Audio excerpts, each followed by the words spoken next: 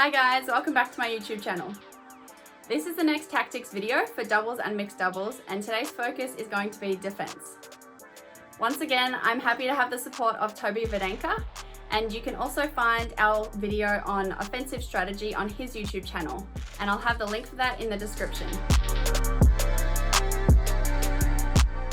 In defense, you will usually see that the partners are standing side by side, and the reason is they want to cover the full width of the court, because now the smash is the most dangerous shot and you don't have so much time to move sideways if the smash is coming, so you want to cover the full width. And yeah, every player is almost taking his own half court. You have to adjust it a little bit depending on the situation, but we're coming to that in a later advice. One more thing about defense: if you look at the foot position, here also Gronya and her partner, they are standing very parallel to the net. So this is also something you should definitely try. Don't choose a position where one foot is in the front, but stand side by side, maybe a little bit, one foot a little bit back. That allows you also to push forward and go forward if there's a drop shot, or also move backward if there's a clear. But most of the times you want to have a wide stance and also stand almost parallel to the net with your feet.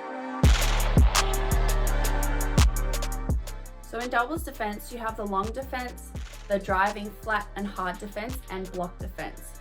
So you need to be aware of why you play each one and the right timing to play it. So the over defense, lifting to the back, is usually when you're in a quite comfortable position and when you want to work the backcourt player and kind of make space and wait for that right opportunity to then counter.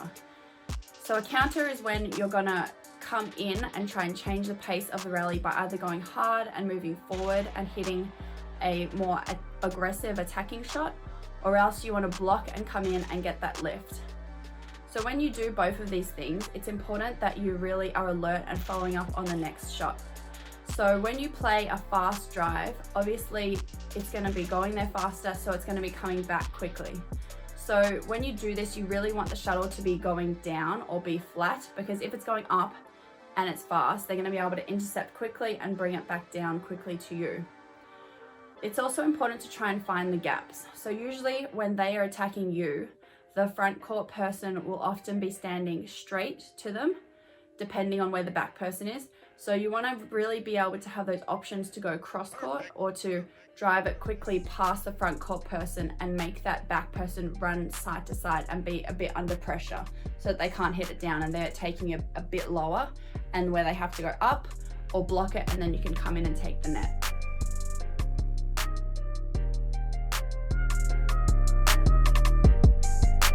How to get out of defense is also a big question, and many players try to play a block, so a very short defense to the net right away.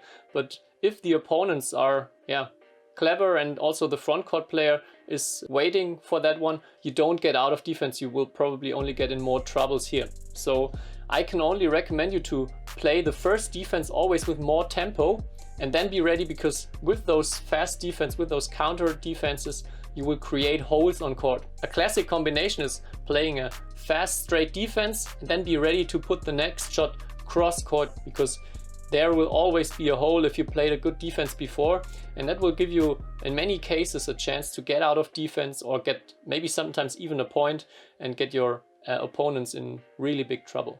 So here we have the example of playing that fast defense and then creating a hole on the other side of the court, because you were pulling the front court player to that side of the court, and that gives you the chances to get out of defense.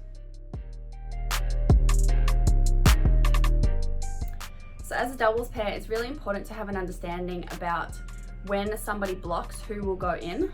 So a block shot is a defensive shot that's quite soft and goes just over the net. And this is typically a shot that you also play to try and get the attack back, because you want it to go below the net, forcing your opponent to lift up. And so it's important for you guys to have an understanding about who's going to go in, making sure the other person comes quickly behind so that you can take advantage of that attacking position. So often it's usually whoever plays a shot will go in, because they have the prior knowledge of what they want to do, so they can anticipate going forward quicker. But in some circumstances, like for me, I have a left-handed doubles partner. So in some situations, one of us will block and the other one will go in, because For example, they might be able to push quickly to our backhand side, so we try and make it so that it comes to our forehand side. If we have a look at the video here, and we will see what Gronya and her partner are doing in defense. They're always moving to the side where the shuttle is. And this is quite logical if you think about it. A cross smash is always traveling a lot longer than a straight smash, so you have to be more afraid of the straight shots than the cross shots. And that means when you're also looking at these top players, they are always moving a lot from left to right in defense. They are not standing side by side. Sometimes it can happen that one of them is almost standing in the middle because they played the shot far to the outside, and it's very unlikely that the opponents will hit a very dangerous cross-court smash that will be impossible to reach. So try to always move right and left. That will make it so much easier to defend the most dangerous shots from your opponents, and also will make it easier to get out of defense. Another advice for defense is always moving the opponent rear court player. This may sound very simple, but I see it many times that players are always lifting to the same corner when they are under pressure, when they have pressure, but always try to make him move before he can attack the next shot. So if he plays a drop, then you lift again to the other side, and that will make it a lot harder for him to attack with quality. He has not so much time, and usually he will have less power when he has to move a longer distance to the shuttle. He cannot, for example, jump straight up and play a jump smash. And try always to see where are maybe holes in the rear court when you're under pressure and play there. So move the rear court player, and that will also give you more chances to get out of defense. If you see that you created a lot of pressure for the rear court player and he's maybe a little bit lower at the shuttle, also don't wait for what he's doing, but take a step forward, or at least take your dominant leg to the front. This is most of the times the better situation to move forward, go to the net and take the shuttle early. So for example, here we can see she's a little bit lower at the rear court, and they're already waiting to go forward to take the initiative at the net. And that will also give you many situations where you can convert the defensive situation to an offensive situation for yourself. Thanks for watching, guys. Make sure to check out Tobi's channel if you would like to see our video on tactics for beginners in doubles.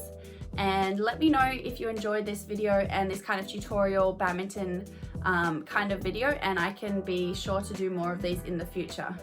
Bye.